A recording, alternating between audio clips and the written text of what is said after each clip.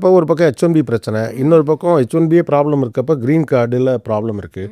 அப்போ இந்த H4ஸ்க்கான வேலைவாய்ப்பு என்ன ஆகும்? ஏன்னா நம்ம குடும்பங்கள் வந்து அமெரிக்காவுக்கு குறிப்பாக இப்போ மற்ற நாடுகளில் பார்த்தீங்கன்னா இன்னமும் வந்து கணவர் மட்டும் அங்கே இருப்பார், குடும்பம் இந்தியாவில் இருக்கும், தமிழ்நாட்டில் இருக்கும். அமெரிக்கா தான் பார்த்தீங்கன்னா முதல் முறையாக அந்த வாய்ப்பு நம்ம ஆட்களுக்கு கிடைச்சது. என்னென்னா 2 பேரும் படிச்சிருப்பாங்க, 2 பேரும் வேலைக்கு போகும் தகுதியோடு இருப்பாங்க.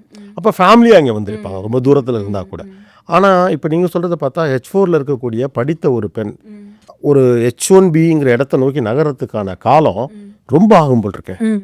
ஆமாம். இப்போ இன்னொன்று இருக்குது. இப்போ அட்லீஸ்ட் ஐடியில் வேலை பார்த்துட்டு இருக்காங்கன்னு வச்சுக்கோங்களேன்.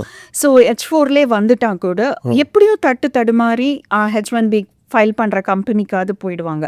மற்ற நான் ஐடி ஜாப்ஸ் இருக்குது பாருங்களேன், அவங்களோட ஸ்ட்ரகிள் இன்னுமே அதிகமானது. இப்போ என்னோட லீகல் கேரியர்லேயே பார்த்தீங்கன்னா, நான் வந்து அந்த பார் எக்ஸாமை வந்து எடுத்து தான் ஆகணும்.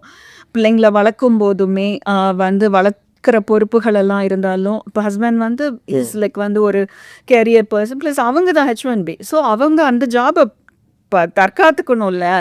ஏன்னா ஜாப் இல்லைன்னா 2 மாசத்துக்கு மேல இங்க இருக்கக்கூட முடியாது, 60 நாள் தான் அதிகபட்சம் இருக்க முடியும். அப்போ நீங்க வந்து அவங்களுக்கு உண்டான சப்போர்ட்டை நான் கொடுத்துக்கிட்டே இருக்கணும். நீங்க வேலையை பாருங்க, நான் இங்க பாத்துக்கிறேன் அப்படிங்கிற மாதிரி தான் நாங்க பேலன்ஸ் பண்ணிக்கிட்டே இருக்கோம் நாங்க. அப்போ இவங்க நான் ஐடி ஜாப்ஸ் இருக்கு பாருங்களேன், அது வந்து அவங்களுக்கு எந்த ஆப்பர்ச்சுனிட்டி H1B ஃபைல் பண்ண மாட்டாங்க அவங்களுக்கு.